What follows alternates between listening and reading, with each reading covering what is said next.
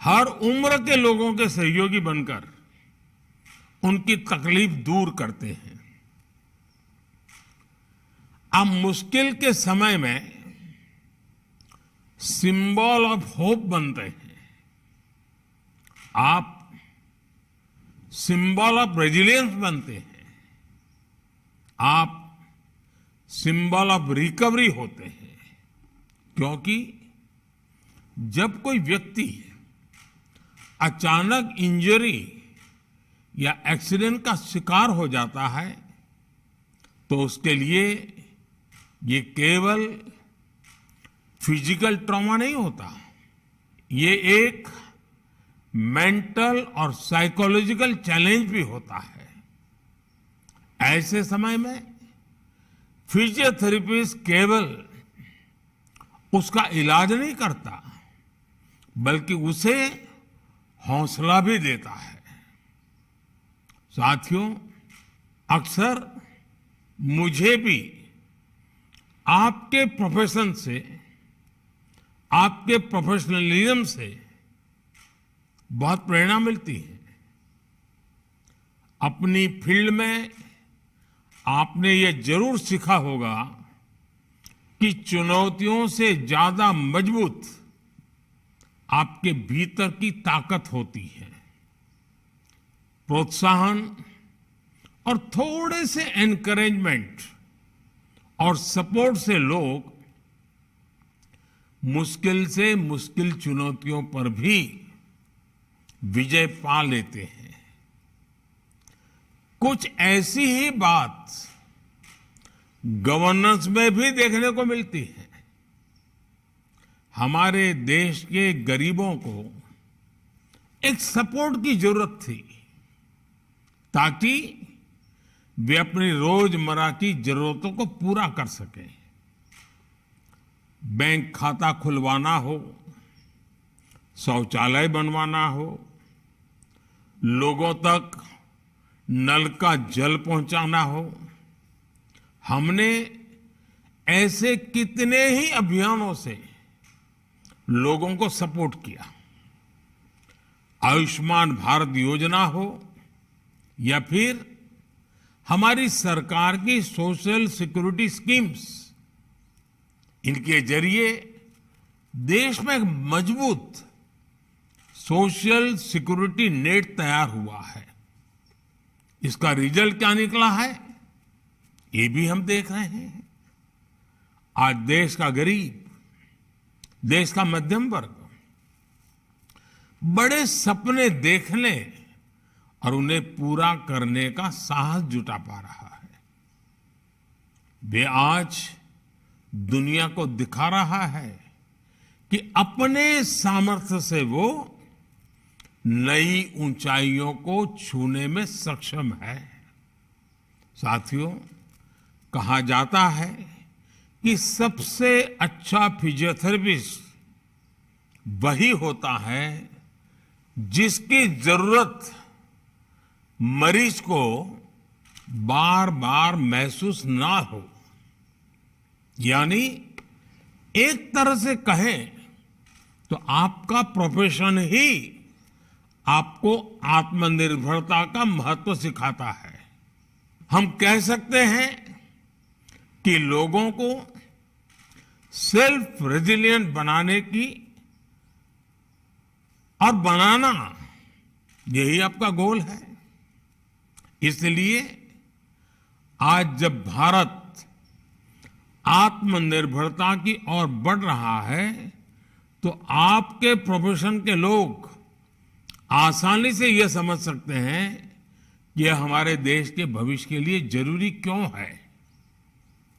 और सबसे महत्वपूर्ण बात यह है कि एक फिजियोथेरेपिस्ट जानता है कि प्रोग्रेस तभी संभव है जब डॉक्टर और जिन्हें फिजियोथेरेपी की जरूरत है दोनों मिलकर काम करें।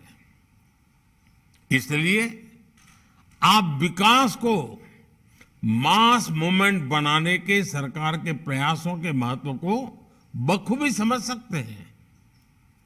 स्वच्छ भारत, बेटी बचाओ और दूसरी कई पहल की सफलता में जन भागीदारी की यही भावना नजर आती है।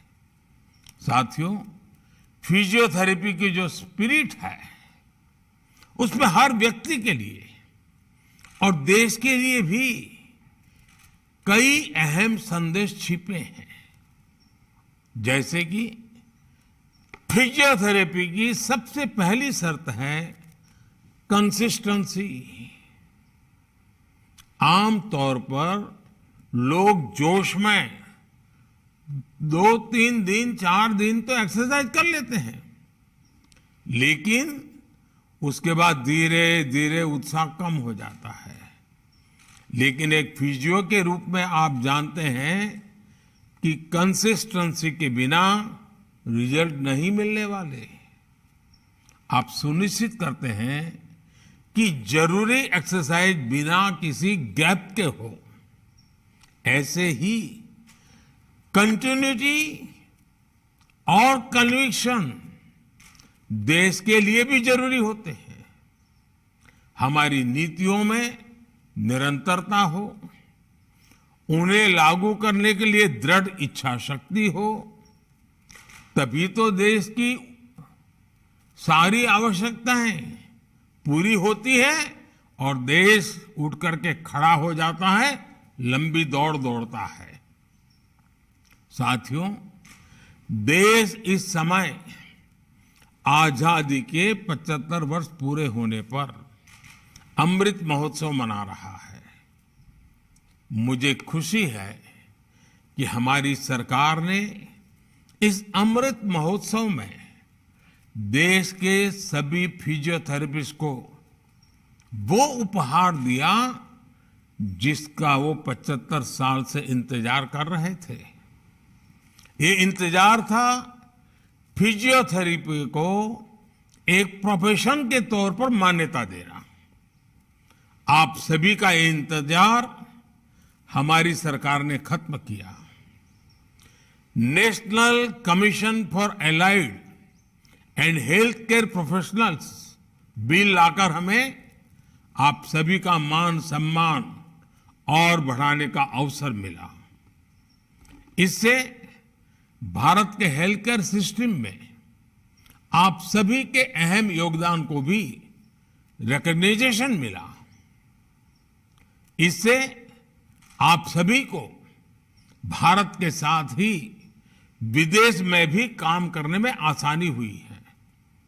सरकार ने Ayushman Bharat digital mission network से भी फिजियोथेरेपिस्ट को जोड़ा है। इससे आपको मरीजों तक पहुंचने में आसानी हुई है। आज खेलो इंडिया मूवमेंट के साथ ही देश में फिट इंडिया मूवमेंट भी आगे बढ़ रहा है। इन सारे सेक्टर्स में हो रही ग्रोथ सीधे सीधे आपसे फिजियोथेरेपी से भी जुड़ी हुई है। जब छोटे शहरों और कस्बों में भी स्पोर्ट्स इंफ्रास्ट्रक्चर के साथ आपकी भूमिका बढ़ रही है, हमने देखा है कि पहले हमारे यहां फैमिली डॉक्टर्स होते थे, वैसे ही जब फैमिली फिजियोथेरेपिस्ट भी होने लगे हैं। इससे भी आपके लिए नई संभावनाएं बन रही हैं। साथियों, आप अपने पेशेंट्स के साथ ही सोसाइटी के लिए जो योगदान दे रहे हैं, मैं उनकी सराहना करता हूं। लेकिन मेरा आपसे एक आग्रह भी है। यह आग्रह आपकी कॉन्फ्रेंस की थीम से भी जुड़ा है और फिट इंडिया मूवमेंट से भी संबंधित है। क्या आप right posture, right habits, right exercise और इनके इंपॉर्टेंस के बारे में लोगों को एजुकेट करने का टास्क ले सकते हैं? ये जरूरी है कि लोग फिटनेस को लेकर सही अप्रोच अपनाएं। आप इसे आर्टिकल और लेक्चर्स के माध्यम से कर सकते हैं और मेरे युवा साथी तो रील्स के जरिए भी कर सकते हैं। साथियों, मुझे भी कभी कभी फिजियोथेरेपिस्ट की सेवा लेनी पड़ती है। इसलिए मैं अपने अनुभव के बाद आप सभी से एक और बात कहना चाहता हूं। मेरा अनुभव है कि जब फिजियोथेरेपिस्ट के साथ योग की एक्सपर्टीज जुड़ जाती है तो उसकी शक्ति कई गुना बढ़ जाती है। शरीर की जो कॉमन प्रॉब्लम्स हैं, जिनमें अक्सर फिजियोथेरेपी की जरूरत पड़ती है, उसका समाधान कई बार योग में भी होता है, आसनों में भी होता है।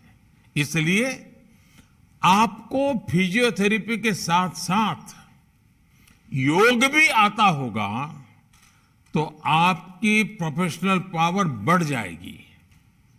साथियों, भारत में आपकी प्रैक्टिस का एक बहुत बड़ा हिस्सा बुजुर्गों की देखभाल को समर्पित होता है। पेशेंट केयर में आपका एक्सपीरियंस और आपकी व्यवहारिक समझ बहुत मायने रखती है। मैं आपसे इन्हें अच्छी तरह से डॉक्यूमेंट करने का भी आग्रह करूंगा। आज जैसे जैसे दुनिया में बुजुर्गों की संख्या बढ़ रही है, उनकी देखभाल भी ज्यादा चैलेंजिंग और कॉस्टली होती जा रही है। आज के इस दौर में एकेडमिक पेपर्स और प्रेजेंटेशन के रूप में आपका अनुभव पूरी दुनिया के लिए बहुत ही उपयोगी साबित होने वाला है। इससे भारतीय फिजियोथेरेपिस्ट की स्किल भी सामने आएगी। साथियों, एक विषय टेलीमेडिसिन का भी है। आप सभी को वीडियो के द्वारा कंसल्टिंग के तौर तरीके भी डेवलप करने चाहिए। कई बार ये बहुत ज्यादा मददगार साबित होता है। जैसे अभी तुर्की में इतना बड़ा भूकंप आया है, सीरिया में भी उसका असर है। इस तरह की आपदा के बाद बहुत बड़ी संख्या में फिजियोथेरेपिस्ट की भी जरूरत होती है। ऐसी स्थिति में आप सभी मोबाइल के माध्यम से भी बहुत तरह की मदद कर सकते हैं। फिजियोथेरेपिस्ट एसोसिएशन को इस बारे में जरूर सोचना चाहिए। मुझे पूरा भरोसा है आप जैसे एक्सपर्ट्स की लीडरशिप में इंडिया फिट भी होगा और इंडिया सुपरहिट भी होगा। इसी के साथ आप सभी को एक बार फिर बहुत बहुत शुभकामनाएं। धन्यवाद।